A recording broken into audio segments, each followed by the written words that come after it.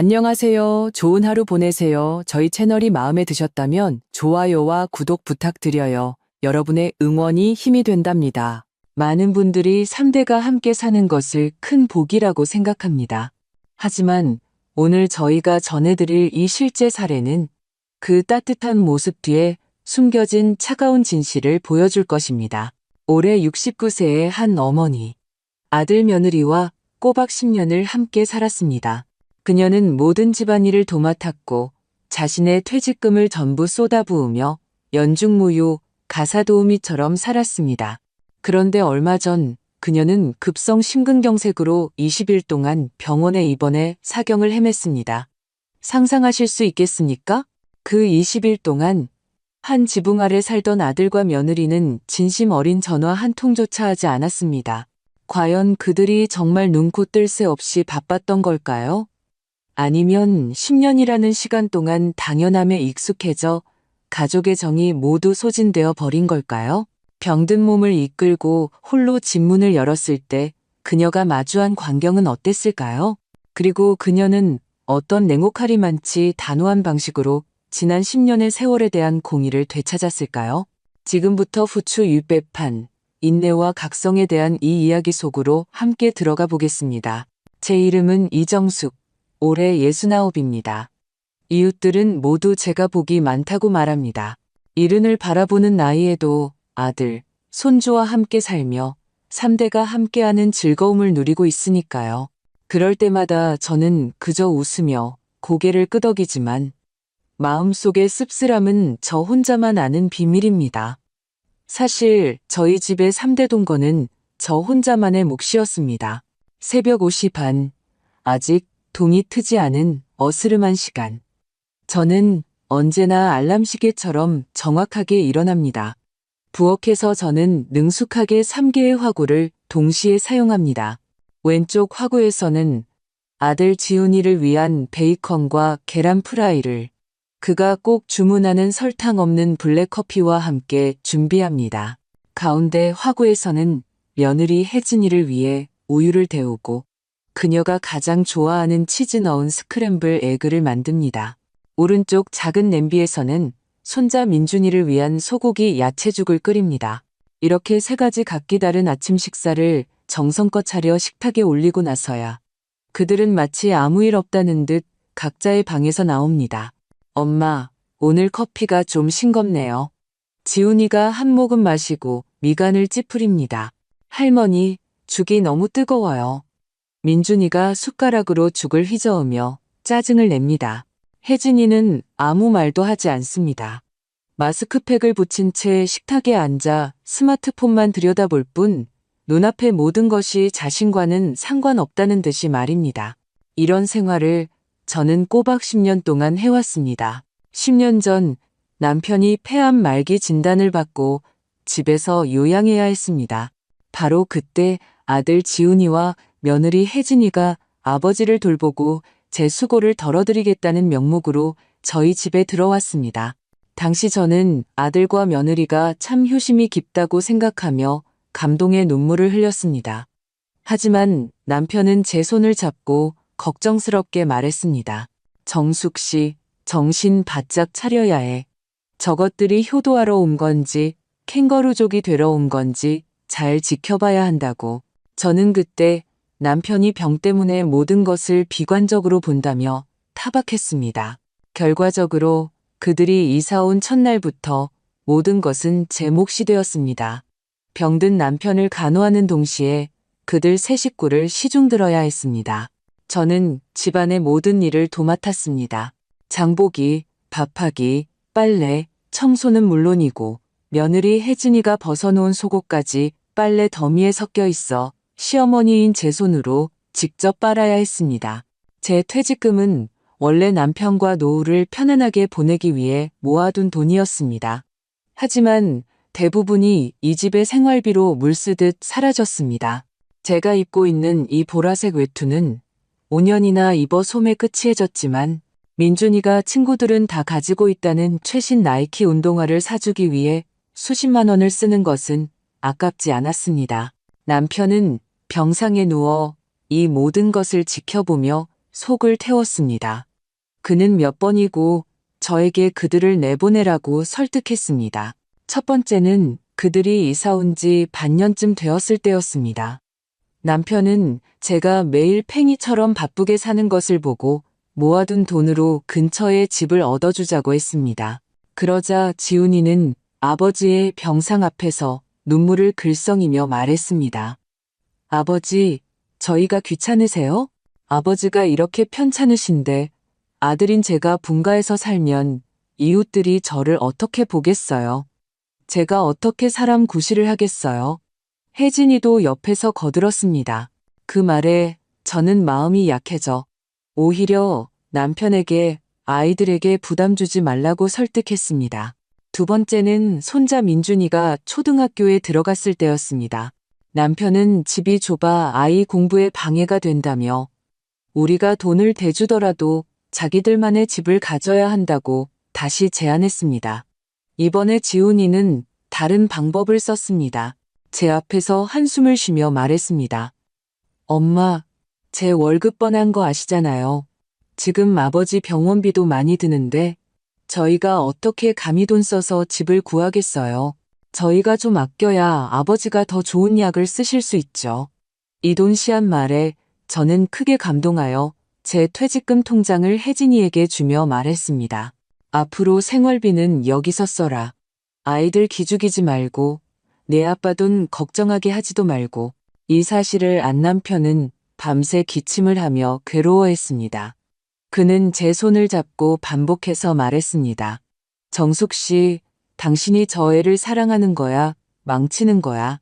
남편은 세상을 떠나기 전 제 손을 잡고 가장 걱정했던 것도 바로 이 문제였습니다. 그는 거의 마지막 힘을 다해 부탁했습니다. 정숙 씨, 내가 가면 당신 혼자라도 꼭 마음 단단히 먹어야 해. 저들에게 평생 묶여 살면 안 돼. 저는 눈물을 머금고 고개를 세차게 끄덕였습니다. 하지만 제가 용기를 내어 아들에게 이 문제를 꺼내려 하자 지훈이는 제 앞에 털썩 무릎을 꿇었습니다.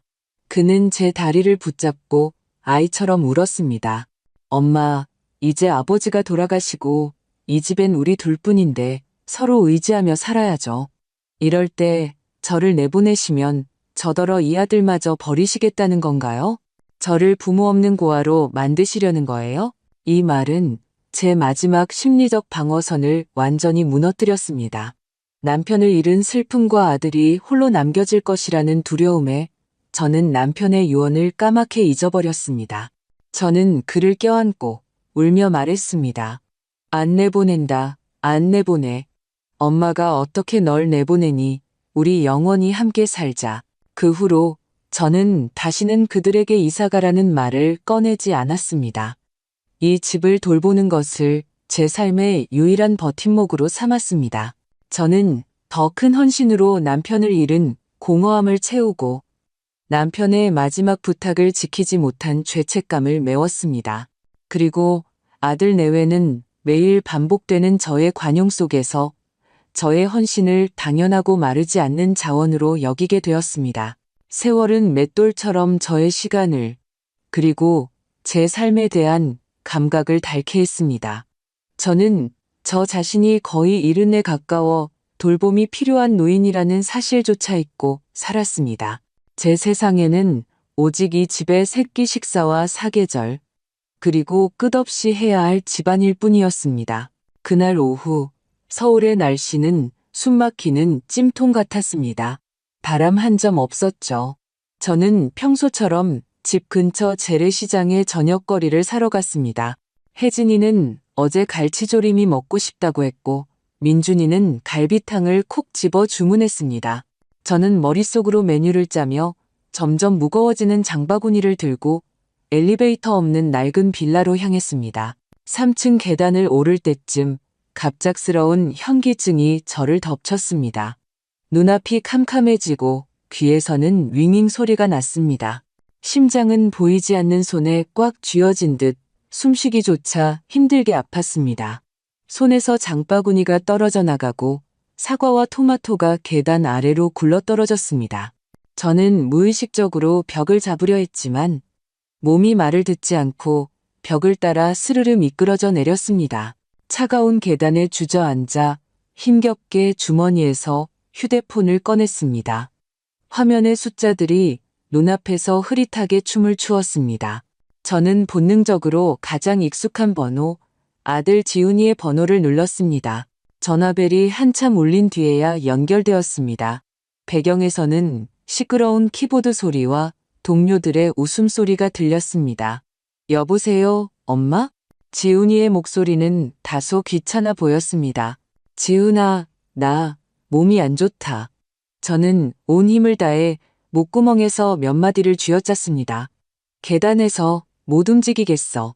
몸이 안 좋으시다고요? 왜요? 그의 목소리에는 긴장감이라곤 찾아볼 수 없었고 오히려 방해받았다는 짜증이 섞여 있었습니다. 또 어지러우세요? 그냥 계단에 앉아서 좀 쉬세요. 너무 서두르지 마시고요. 저녁은 급한 거 아니니 저희가 배달 음식 시켜서 대충 먹으면 돼요. 아니, 가슴이 너무 아파. 숨쉬기가 점점 더 어려워졌습니다. 아, 참, 엄마는 맨날 그러시잖아요. 노인네들 다 그래요. 그의 말투는 더욱 귀찮아졌습니다. 일단 스스로 숨 좀 고르세요. 저 지금 바빠요. 클라이언트랑 회의해야 해서 더 통화 못해요. 끊을게요. 뚜뚜뚜. 전화는 무정하게 끊어졌습니다. 저는 휴대폰을 쥔 채 주저앉아 있었습니다. 가슴에 극심한 통증과 마음속에서 빠르게 번져나가는 차가움이 뒤섞여 저를 삼킬 것만 같았습니다. 스스로 쉬세요. 배달 음식 시켜 먹으면 돼요. 아들의 마음속에서 제 목숨은 배달 음식을 기다리는 시간보다도 중요하지 않았던 겁니다. 차가운 벽에 기댄 채 가쁘게 숨을 몰아쉬었습니다. 그 순간 전례 없는 외로움과 슬픔이 저를 감쌌습니다. 저는 깨달았습니다. 제가 10년을 헌신한 이 집에서 저는 기댈 사람이 아무도 없다는 것을. 여기서 죽을 수는 없어. 이 생각이 번개처럼 혼란스러운 제 머릿속을 스쳤습니다. 저는 떨리는 손으로 휴대폰 화면을 열어 마지막 힘을 다해 119를 눌렀습니다. 119죠? 제가 강남구 역삼동 112, 3번지 4층에 있는데 심장이 의식을 잃기 직전 저는 유일한 여동생 정희에게 전화를 걸었습니다. 동생은 수원으로 시집가서 자주 보지는 못했지만 피는 물보다 진한 혈육의 정이 저의 마지막 희망이었습니다. 전화가 연결되자마자 저는 겨우 병원 이름을 말하고는 완전히 힘을 잃었습니다. 다시 의식을 차렸을 때 저는 병원 응급실에 있었습니다. 눈부신 조명, 소독약 냄새, 그리고 눈물 범벅이 된 동생 정희의 얼굴. 언니, 나 죽는 줄 알았잖아. 동생이 제 손을 꽉 잡았습니다. 그 손의 온기가 저를 차가운 심연에서 끌어올려 주었습니다. 의사의 진단은 급성 심근경색. 상태가 위독하여 즉시 심장 스텐트 시술을 해야 했습니다. 수술실로 들어가기 전 동생은 지훈이에게 연락했다고 말했습니다. 저는 이동 침대에 누워 머리 위로 빠르게 지나가는 조명들을 보며 아직 한 가닥 희망을 품고 있었습니다. 어쩌면 지훈이가 사태의 심각성을 알면 달려올지도 모른다. 두려워하고 후회할지도 모른다. 하지만 마취제가 제 몸에 주입되고 의식이 점점 희미해질 때까지 그 수술실 문 밖에는 제 동생 혼자뿐이었습니다. 수술은 성공적이었지만 저는 20일 동안 병원에서 경과를 지켜봐야 했습니다. 이 20일은 제 인생의 분수령이 되었습니다. 저를 돌봐준 사람은 시종일관 동생 정희뿐이었습니다. 그녀는 회사, 병원, 집을 오가며 매일 제 병세에 맞는 음식을 직접 만들어 가져왔고 몸을 닦아주고 말벗이 되어주었습니다.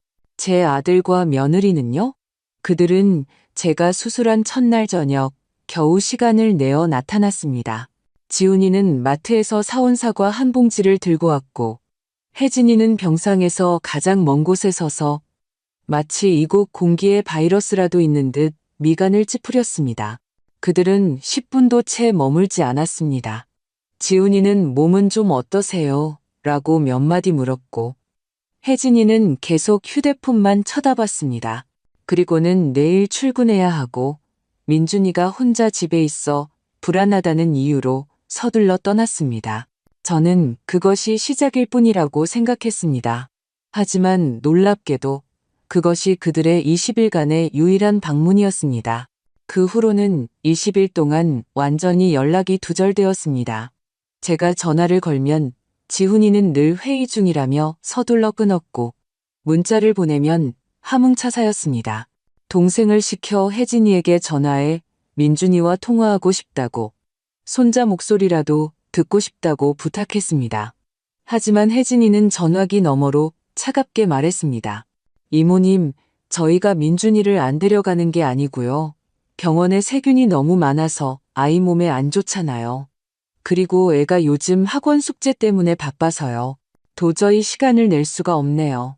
저는 새하얀 병상에 누워 창밖에 오가는 사람들을 보며 처음으로 온 세상에 버려진 외로운 섬이 된 것 같았습니다. 저의 10년 헌신은 진심 어린 전화 몇 통으로도 보상받을 수 없는 것이었군요. 하마터면 잃을 뻔했던 제 목숨은 그들 눈에는 한낱 잔물결조차 일으키지 못했습니다. 이번 생활은 평생처럼 길게 느껴졌습니다. 매일 간호사가 정해진 시간에 와서 혈압을 재고 주사를 놓는 것을 제외하면 대부분의 시간 동안 저는 멍하니 천장을 바라보거나 고개를 돌려 창밖의 조각난 하늘을 바라봐야 했습니다. 제 병실은 2인실 건강보험 병실이었습니다. 옆 침대에는 저와 나이가 비슷한 박 선생님이 계셨는데 교통사고로 다리가 골절되어 입원하셨습니다. 그의 가족은 제가 20일 동안 가장 부러워하고 가장 마음 아팠던 풍경이었습니다. 매일 아침에는 그의 아내가 보온병을 들고 와 한 숟가락씩 아침을 먹여주며 천천히 먹어 되지 않게 라고 잔소리를 했습니다.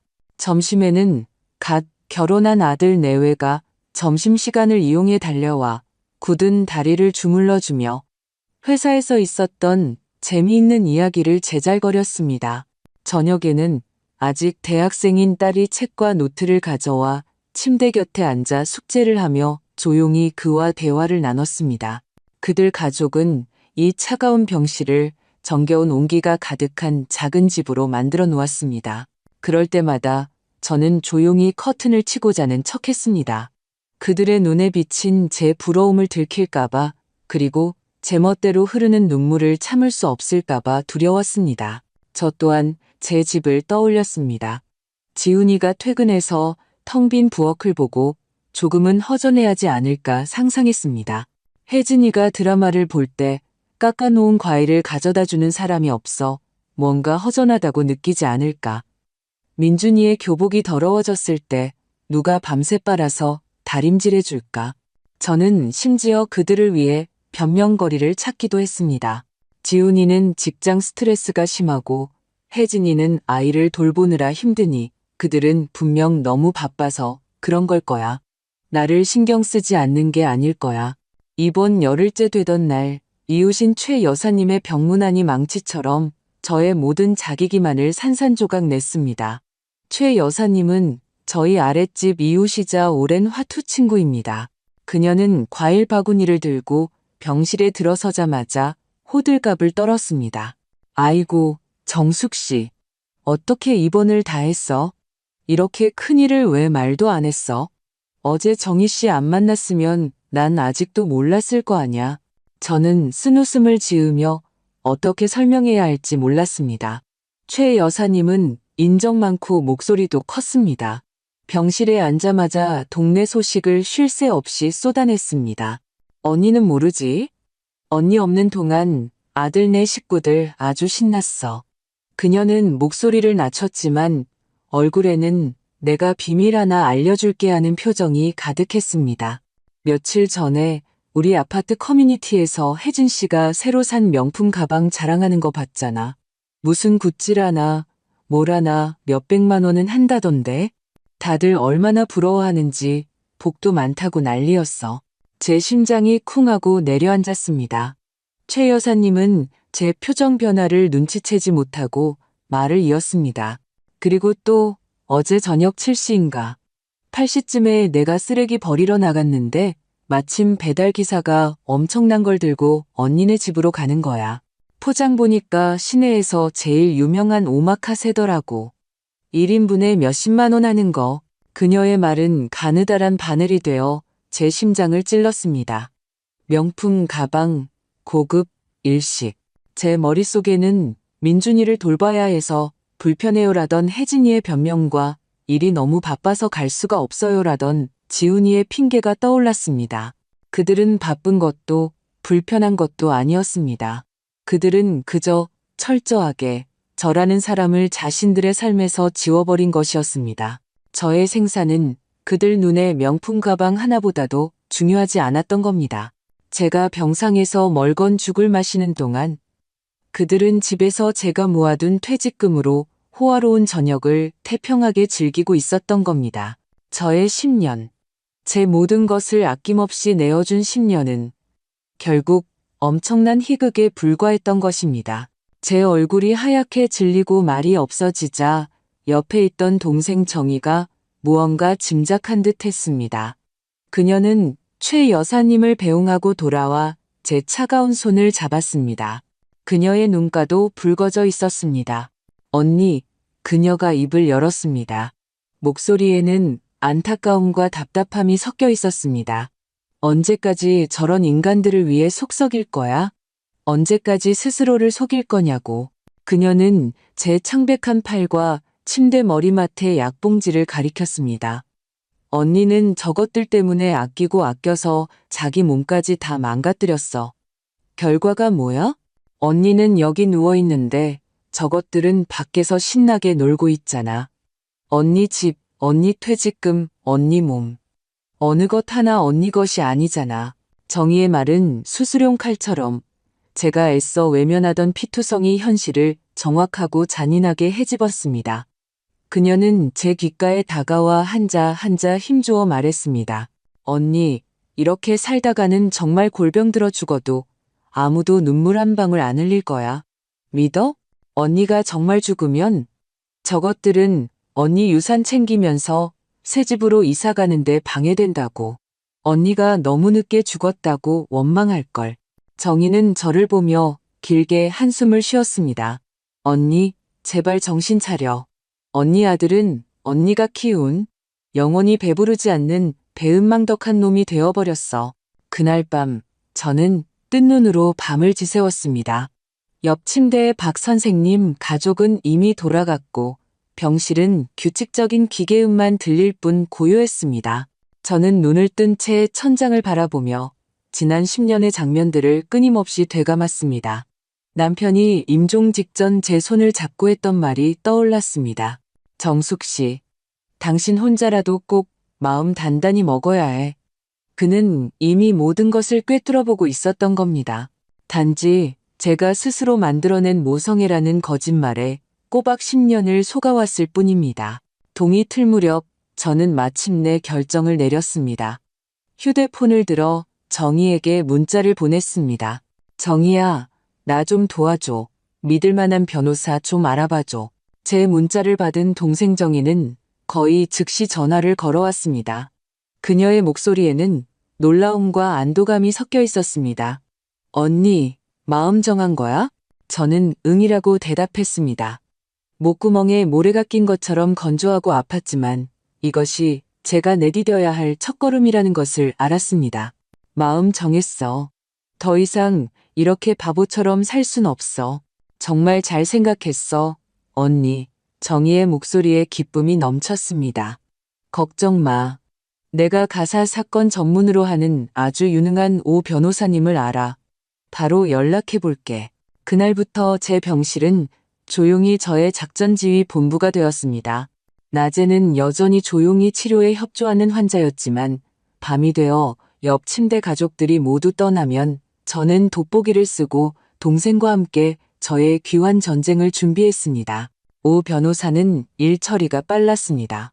다음 날 그는 직접 병원으로 찾아왔습니다. 40대 중반으로 보이는 똑똑하고 유능해 보이는 중년 남성이었습니다.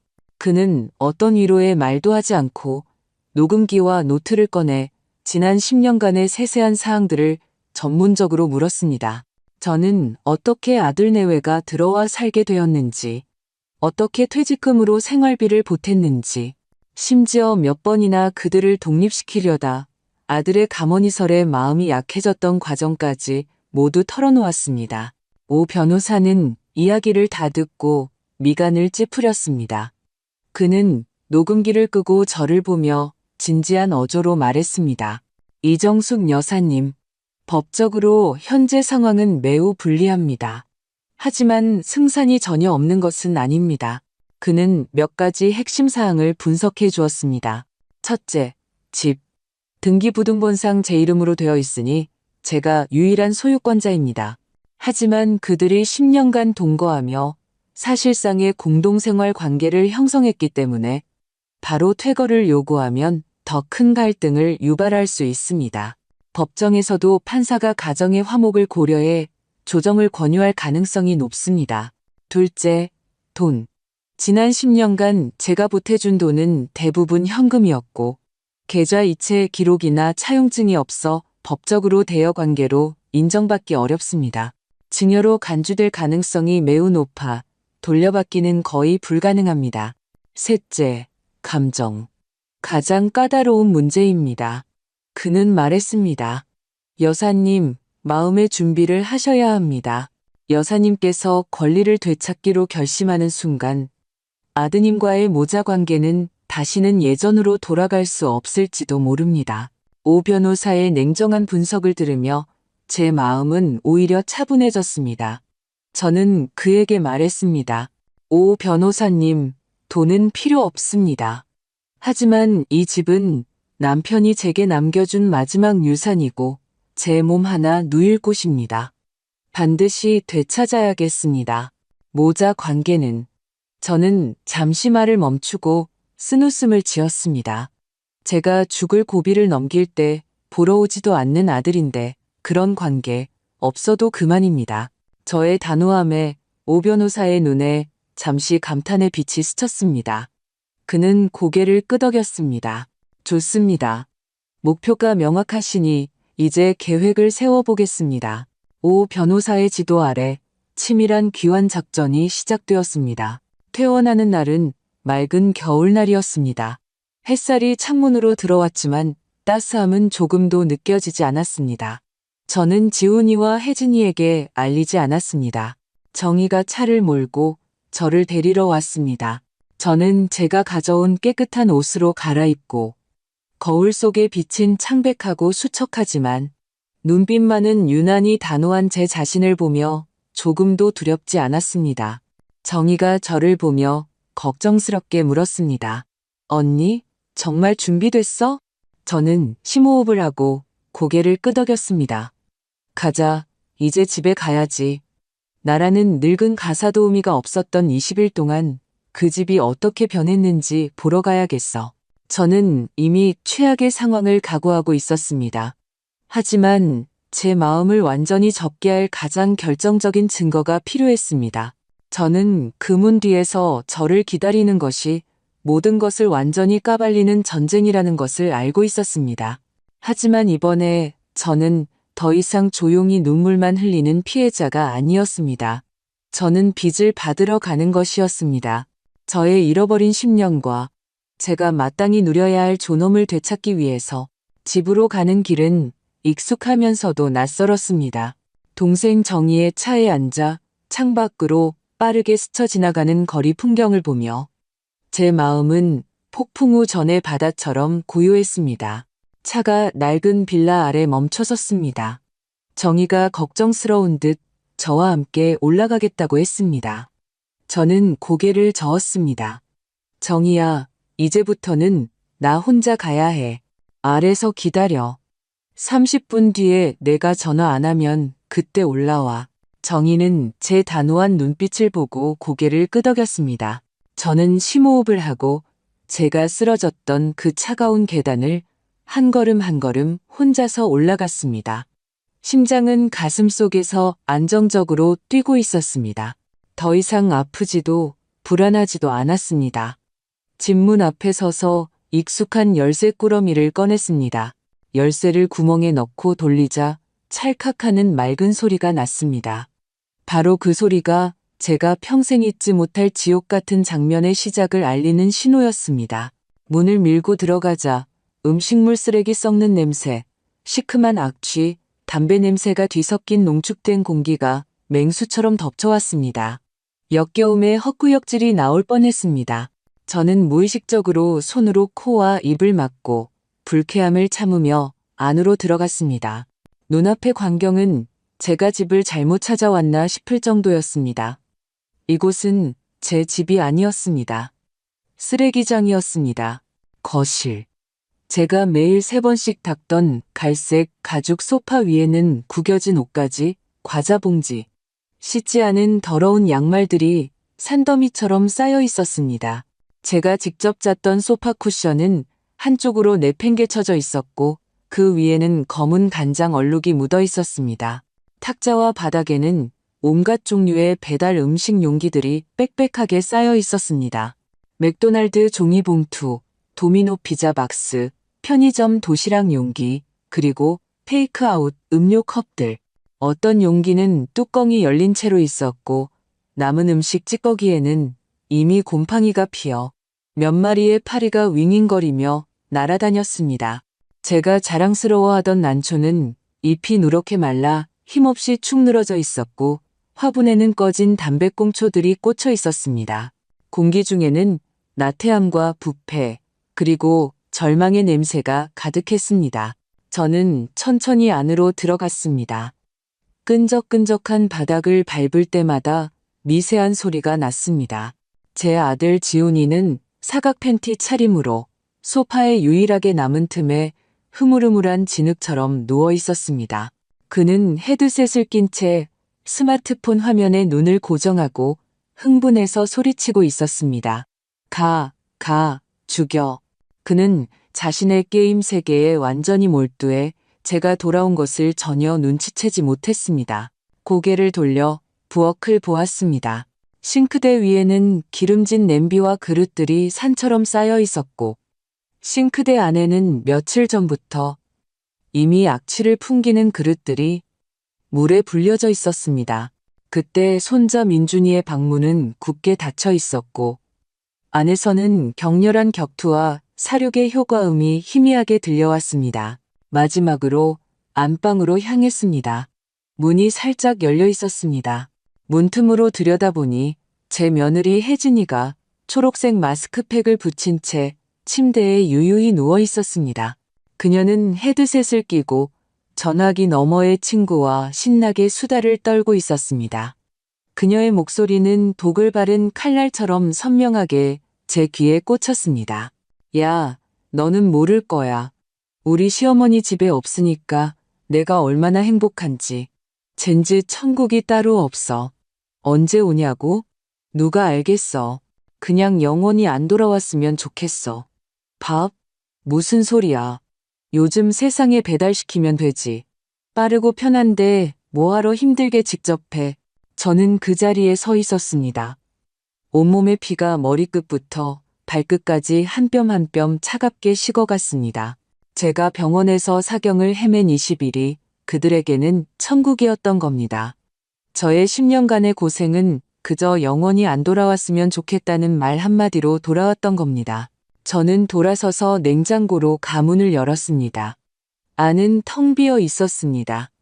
마시다 남은 음료수 몇 병과 유통기한이 지난 장아찌 한 통뿐이었습니다. 그리고 제가 냉동실에 넣어두었던 명절에나 꺼내 먹으려고 아껴뒀던 최상급 가리비, 전복, 그리고 제가 직접 빚어놓은 만두 봉지들은 모두 흔적도 없이 사라져 있었습니다. 바로 그때 혜진이가 마스크팩을 붙인 채 방에서 어슬렁거리며 나왔습니다. 그녀는 저를 보고 마치 상관없는 낯선 사람을 보듯 얼굴에 놀라움이나 죄책감이라고는 조금도 없었습니다. 그녀는 그저 나른하게 하품을 하며 너무나도 당연하다는 말투로 제 모든 이성을 불태워버린 한마디를 던졌습니다. 어머니, 오셨어요? 그녀는 잠시 말을 멈추고 텅 빈 부엌을 가리키며 말했습니다. 마침 저녁거리 없었는데 알아서 뭐 좀 만들어주세요. 혜진이의 그 가벼운 한마디는 이미 화약으로 가득 찬 제 마음속 화산에 깃털처럼 내려앉았습니다. 튜, 저의 모든 서러움, 마음의 상처, 분노, 그리고 친정에 대한 마지막 한 조각의 환상이 그 순간 산산조각 났습니다. 저는 울지 않았습니다. 그들이 상상했던 것처럼 히스테릭하게 저주를 퍼붓지도 않았습니다. 저는 그저 돌아서서 저 자신도 낯설게 느껴지는 차가운 평정심으로 그녀를 바라보았습니다. 그리고 저는 거실 중앙으로 한 걸음 한 걸음 걸어갔습니다. 저의 첫 번째 행동은 텔레비전 벽 쪽으로 가서 허리를 숙여 텔레비전과 인터넷 공유기의 주 전원을 뽑는 것이었습니다. 퍽하는 소리와 함께 거실은 순식간에 정적에 휩싸였습니다. 지훈이의 게임 화면은 까맣게 변했고 민준이 방의 사륙 소리도 멈췄습니다. 뭐야? 지훈이가 분노에 차 헤드셋을 벗고 소파에서 일어나며 소리치려다 저를 보고는 멈칫했습니다. 엄마, 언제 오셨어요? 민준이도 방에서 뛰쳐나오며 인터넷 왜 끊겼어? 라고 불평했습니다. 저는 그들을 무시했습니다.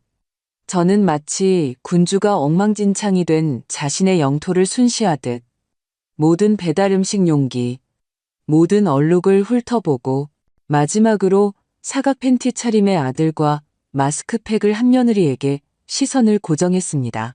제가 입을 열었습니다.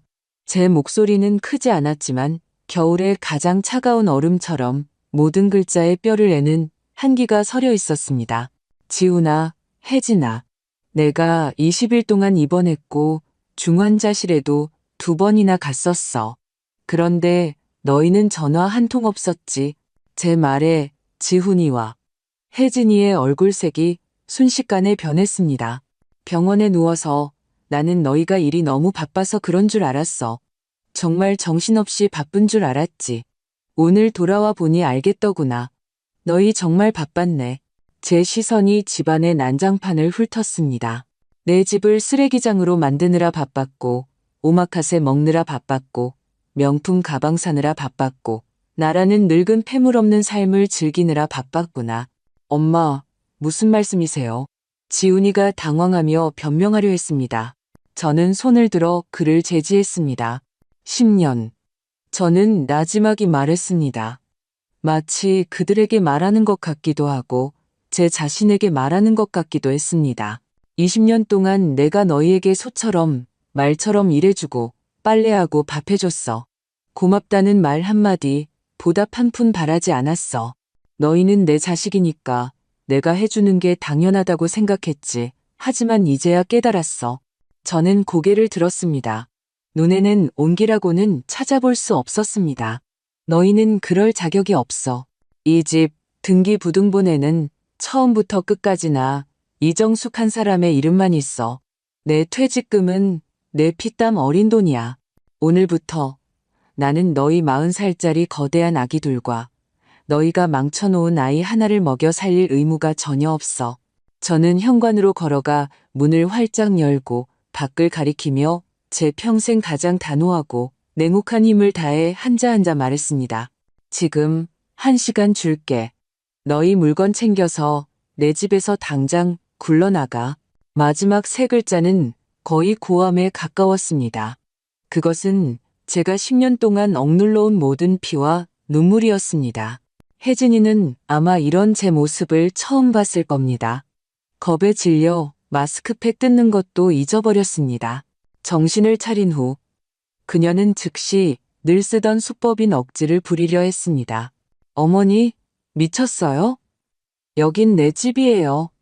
무슨 자격으로 우리더러 나가라고 해요. 지훈이도 다급해져 저를 붙잡으려 했습니다. 엄마, 농담하지 마세요. 진정하세요. 우린 한 가족이잖아요. 가족? 저는 차갑게 비웃으며 그의 손을 뿌리쳤습니다. 내가 병원에서 생사를 오갈 때 너희는 어디 있었니? 내 돈으로 내 집에 살면서 안부 한마디 건네기 아까워할 때 너희가 나를 가족으로 생각했니? 저는 주머니에서 휴대폰을 꺼내 그들 앞에 들어보였습니다. 지금부터 난 너희 엄마가 아니야. 이 집의 주인이야.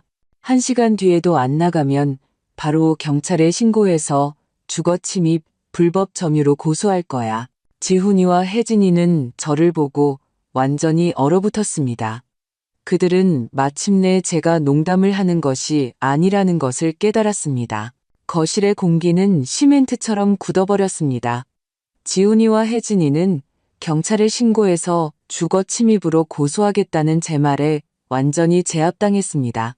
그들은 넋이 나간 채 서서 믿을 수 없다는 표정을 지었습니다. 혜진이는 뭔가 더 말하려 했지만 온기 없는 제 눈을 보고는 말을 삼켰습니다. 1시간의 유예는 그들에게 고문과도 같았습니다. 그들은 허둥지둥 물건을 챙기기 시작했습니다. 옷장 속, 서랍 속. 그들이 이미 자기 것이라고 여겼던 모든 물건들이 이제는 치워야 할 쓰레기가 되었습니다. 안방에서는 간간히 다툼과 욕설이 들려왔습니다. 지훈아, 이 한심한 놈아. 내 엄마가 우리를 쫓아내는데 너는 찍소리도 못해? 그럼 내가 어떡해? 집이 원래 엄마 건데. 당신이 일을 이렇게 험악하게 만들어서 그런 거 아니야? 저는 그들을 무시하고 거실 소파에 조용히 앉아 있었습니다. 마치 공정한 판사처럼 이 막장 드라마의 결말을 냉정하게 지켜보았습니다. 1시간 후 그들은 커다란 여행 가방 몇 개를 끌고 제 앞에 섰습니다. 지훈이는 여전히 미련을 버리지 못하고 마지막 감정카드를 꺼내려 했습니다. 그는 제 앞에 와서 목이 메인 목소리로 눈시울을 붉히며 말했습니다. 엄마, 정말 이렇게까지 모질게 하실 거예요? 저희가 잘못했어요. 한 번만 더 기회를 주세요. 앞으로 정말 잘할게요. 효도할게요. 효도? 저는 고개를 들어 그 두 글자를 되뇌었습니다. 마치 엄청난 농담을 음미하는 것 같았습니다. 저는 대답 대신 늘 들고 다니던 가방에서 미리 준비해둔 두툼한 서류철 2개를 꺼내 탁자 위에 가볍게 올려놓았습니다. 그래, 가족끼리 남남처럼 굴 수는 없지. 저는 평온하게 말했습니다. 네가 아직 날 엄마로 생각한다면 우리 가족끼리 계산 좀 해보자. 저는 첫 번째 서류철을 열었습니다. 안에는 제가 병원에 있을 때 기억과 동생의 도움을 받아 정리한 수십 페이지에 달하는 엑셀표가 들어 있었습니다. 모든 항목이 명확하게 기록되어 있었습니다. 저는 첫 페이지를 그들 앞으로 밀었습니다. 이건 식비. 10년, 총 120개월. 처음 5년은 월 평균 50만 원으로 계산해서 0만 원. 뒤 5년은 물가가 올라서 월 평균 70만 원으로 계산해서 200만 원. 합계 200만 원. 이건 수도, 전기, 가스, 인터넷, 관리비. 10년간 월 평균 20만 원으로 계산해서 400만 원. 이건 민준이한테 들어간 돈. 저는 다음 페이지를 넘겼습니다. 거기 적힌 숫자는 더욱 놀라웠습니다. 유치원부터 지금 중학교까지 학원비, 과외비, 피아노, 수영 강습비, 그리고 걔가 사달라는 운동화, 스마트폰, 컴퓨터. 내가 영수증 있는 것만 계산했는데 총 0만 원. 그리고 너, 지훈아. 저는 아들을 쳐다보았습니다. 내그 차세금, 보험료, 몇 번의 큰 수리비, 내가 냈니? 재작년에 주식 투자 실패해서 3천만 원 날리고 울면서 나한테 왔을 때 누가 퇴직금 깨서 메꿔줬지? 마지막으로 제 시선은 얼굴이 점점 하얘지는 혜진이에게 향했습니다. 혜진아, 너희 결혼 10주년에 지훈이가 돈 없다고 해서 내가 축의금으로 1천만 원 줬지. 작년에 네가 명품 가방 갖고 싶다고 신용카드 한도 초과했을 때 내가 몰래 갚아줬고. 다 잊었니? 저는 마지막 페이지의 총액을 그들에게 보여주었습니다. 계산기 위에 찍힌 거의 2억 원에 가까운 놀라운 숫자는 뜨겁게 달군 인도처럼 그들 두 사람의 고개를 숙이게 했습니다. 여기엔 내 10년간의 인건비는 계산도 안 했어. 제 목소리에는 어떤 감정의 동요도 없었습니다. 지금 최저 시급으로만 계산해도 하루 8시간, 10년 무휴로 일했다고 치면 너희가 직접 계산해봐. 그건 또 얼마인지. 지훈이와 혜진이는 완전히 할 말을 잃었습니다. 그들은 자신들의 그 당연했던 삶이 저의 이렇게 거대하고 피투성이인 희생 위에 세워졌다는 것을 상상도 못했을 겁니다. 넋이 나간 그들을 보며 저는 두 번째 서류철을 집었습니다. 과거의 그 빚은 내가 눈이 멀어 걔에게 밥을 줬다고 치지. 너희에게 달라고 하지 않겠어. 그들이 막 안도의 한숨을 내쉬려 할 때 저는 분위기를 바꾸며 눈빛을 날카롭게 했습니다. 하지만 미래는 법대로 해야지. 저는 두 번째 서류철을 열었습니다. 안에는 오 변호사가 작성해준 부양 의무 및 재산 분할 합의서 초안이 들어있었습니다. 저는 지훈이에게 말했습니다. 내가 이번에 아파서 병원비 대부분은 건강보험으로 처리했지만 앞으로 영양제, 재활치료, 교통비 등 돈 들어갈 일이 많아.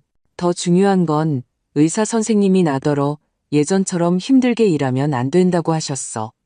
나도 늙었고 이제 부양받아야 할 나이야. 법적으로 자식은 부모를 부양할 의무가 있고 저는 합의서를 그에게 밀었습니다. 첫째, 부양료. 다음 달부터 너는 매달 나에게 생활부양비로 200만 원을 지급해야 한다. 내가 죽을 때까지. 이건 법인에게 준 권리이고 네가 아들로서 해야 할 가장 기본적인 책임이야. 둘째, 재산. 저는 혜진이를 보며 한자 말했습니다. 이 집, 그리고 내 명의의 모든 예금과 연금은 나의 개인 재산이다. 이미 오 변호사님을 통해 유언장을 작성해 두었어. 앞으로 너희가 부양 의무를 제때 이행하는지에 따라 너희가 상속권을 가질지 그리고 얼마를 상속받을지를 수시로 결정할 거야. 저는 펜을 지훈이에게 건넸습니다. 이 합의서에 서명해도 되고 안 해도 돼. 안 하면 바로 법정에서 보자. 그때는 판사님이 내 실제 필요와 내 소득 수준을 고려해서 네가 얼마를 내야 할지 판결해 주실 거야. 한 푼도 깎아주지 않을 걸. 마지막으로 저는 아직 넋이 나간 혜진이를 보며 미소를 지으며 가장 치명적인 한 방을 날렸습니다. 혜진아, 너는 모를 수도 있겠는데 만약 지훈이가 나에 대한 부양 의무를 이행하지 않으면 배우자인 너에게도 연대 청산 책임이 있어. 즉, 지훈이가 돈을 안 내면 법원이 너희 부부 공동재산에서 강제 집행할 수 있다는 거야.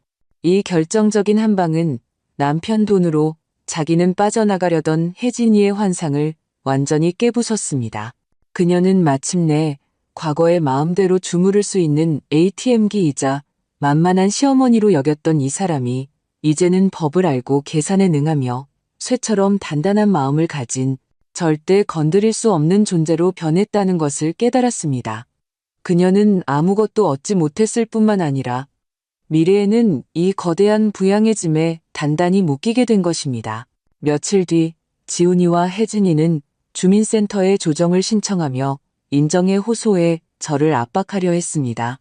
하지만 제가 내민 10년간의 희생이 기록된 두꺼운 장부와 오 변호사가 작성한 합법적인 부양합의서 초안 앞에서 조정위원도 고개를 저으며 그들을 설득할 뿐이었습니다. 법적으로 자녀가 부모를 부양하는 것은 당연한 의무입니다.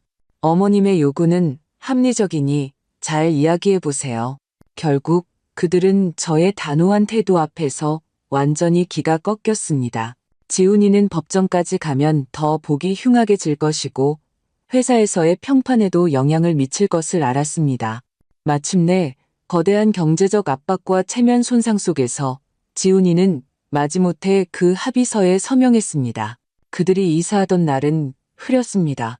온 동네 이웃들이 약속이라도 한 듯 무심코 건물 아래를 지나가며 그들이 잿빛 얼굴로 짐 상자를 트럭에 싣는 것을 지켜보았습니다. 혜진이의 자랑을 늘 듣던 이웃들은 이제 경멸과 고소함이 섞인 눈빛으로 그들을 쳐다보았습니다. 혜진이는 그 시선을 견디지 못하고 스카프로 얼굴을 꽁꽁 싸맨 채 마치 도망자처럼 택시에 가장 먼저 올라탔습니다. 지훈이는 싸움에서 진 수탉처럼 고개를 숙인 채 누구와도 눈을 마주치지 못하고 마지막 짐을 낑낑거리며 싣고 떠났습니다. 저는 그들이 떠나는 것을 보며 복수의 쾌감보다는 모든 것이 끝났다는 안도감과 함께 깊은 피로감을 느꼈습니다. 10년 길고 길었던 악몽 같은 꿈이 마침내 끝났습니다. 그들이 떠난 후 저는 전문 청소업체를 불러 이틀에 걸쳐 이 집을 원래 모습으로 되돌려 놓았습니다. 그들이 남긴 모든 잡동사니를 버리고 그들이 10년간 썼던 소파를 바꾸고 심지어 집 전체를 쑥과 향으로 깨끗하게 소독했습니다. 혼자서 창문이 밝고 깨끗하며 텅 비었지만 평온한 거실에 다시 앉아 제가 가장 좋아하는 우롱차를 우려냈을 때 마침 햇살이 구름 사이로 나와 집안을 가득 채웠습니다. 저는 깊은 숨을 들이쉬었습니다. 공기 중에는 햇살의 냄새, 차의 향기, 그리고 자유의 냄새가 났습니다. 저는 진정으로 저 자신을 위해 살기 시작했습니다. 지훈이가 매달 꼬박꼬박 보내오는 부양비로 젊었을 때 배우고 싶었던 일본 가정식 요리 수업에 등록하고 주민센터의 서예반에도 나갔습니다. 이웃 최 여사님의 등산 동호회에 가입해 주말마다 다른 할머니들과 함께 북한산에 가고 남산에서 야경을 보았습니다. 지난 10년간 보지 못했던 풍경들을 하나씩 되찾았습니다. 심지어 내년 봄에는 동생 정희와 함께 10일간의 크루즈 여행을 가기로 계획했습니다. 일본의 벚꽃을 보러요. 지훈이는 나중에 몇 번 전화를 걸어왔고 한두 번 찾아와 관계를 회복하려 했습니다. 처음에는 분노에 차 있다가 나중에는 후회하며 용서를 구했습니다. 혜진이와 매일 싸워서 사는 게 지옥 같다고 했습니다. 저는 그저 조용히 듣고는 말해주었습니다. 부양비는 내 법적 의무이지 내 용서를 얻기 위한 대가가 아니야. 모자간의 정은 병원에서의 그 20일 동안 너희가 직접 갈아 없앴어. 앞으로는 손님으로서 명절에 민준이 데리고 나를 보러 올 수는 있어. 하지만 이 집은 더 이상 너희를 환영하지 않아. 저는 마침내 남편이 임종전에 제게 했던 마음 단단히 먹으라는 말의 의미를 깨달았습니다. 흡혈에 익숙해진 가족을 다루는 가장 효과적인 방법은 감정에 호소하는 것이 아니라 그들과 계산을 하는 것입니다. 그들이 뼈저린 고통을 느껴야만 이 세상에 당연한 희생은 없다는 것을 깨닫게 됩니다. 어느 날 최 여사님이 저희 집에 놀러 왔습니다. 자신을 위해 정갈한 점심을 준비하며 활기 넘치는 저를 보고 놀라며 말했습니다. 정숙 씨, 지금 보니까 10년 전보다 더 젊어 보여. 저는 웃었습니다. 창가로 걸어가 자유롭게 오가는 구름을 보았습니다. 저는 명목상의 집 하나를 잃었지만 남은 인생 전체를 되찾았다는 것을 알았습니다. 저는 지혜와 법으로 제 집을 되찾았을 뿐만 아니라 독립적인 한 인간으로서 가장 소중한 평온과 자유를 되찾았습니다. 오늘의 이 실제 사례는 여기서 마무리하겠습니다. 이정숙 어머님은 그녀의 단호함과 지혜로 자신을 위한 공의를 되찾고 인생의 주도권을 다시 쟁취했습니다. 그녀의 마지막 변화를 보며 많은 분들이 안도감을 느끼셨을 겁니다. 하지만 10년에 걸친 이 가정 불화를 돌이켜보면 여전히 우리가 깊이 생각해봐야 할 점들이 많습니다. 먼저 여러분께 묻고 싶습니다. 오늘날 이 상황을 초래한 것이 단지 아들과 며느리의 탐욕과 이기심 때문일까요? 이정숙 어머님의 그 무조건적이고 끝없는 헌신이 아들 내외를 당연함이라는 깊은 수렁으로 밀어넣은 것은 아닐까요? 둘째, 이정숙 어머님의 마지막 총결산 방식의 반격에 대해 어떻게 생각하십니까? 이것이 마음의 상처 끝에 나온 필연적인 행동일까요? 아니면 가족의 정을 그렇게 차가운 계산서로 재서는 안 되는 걸까요? 만약 당신이라면 더 온화한 방법을 선택하시겠습니까? 아니면 그녀처럼 가장 강력한 방식으로 선을 그으시겠습니까? 마지막으로 가장 현실적인 문제입니다. 우리 주변에도 이정숙 어머님처럼 가족에게 정서적으로 얽매여 있는 부모님들이 많이 계시지 않을까요? 그들은 모든 것을 바쳤지만 마땅한 존중과 관심을 받지 못하고 있습니다. 이러한 공경에 대해 우리는 방관자로서 혹은 자녀로서 무엇을 할 수 있을까요? 이것은 단지 한 가정의 이야기가 아니라 우리 모두가 마주할 수 있는 과제입니다. 아래 댓글 창에 여러분의 생각과 소감을 남겨주세요. 여러분의 모든 의견이 비슷한 어려움에 처한 분들에게 소중한 참고 자료와 힘이 될 수 있습니다. 저희 콘텐츠에 공감하신다면 구독 버튼을 누르고 이 의미 깊은 이야기를 공유하는 것을 잊지 마십시오. 댓글 창에서 여러분의 깊이 있는 견해를 기다리겠습니다.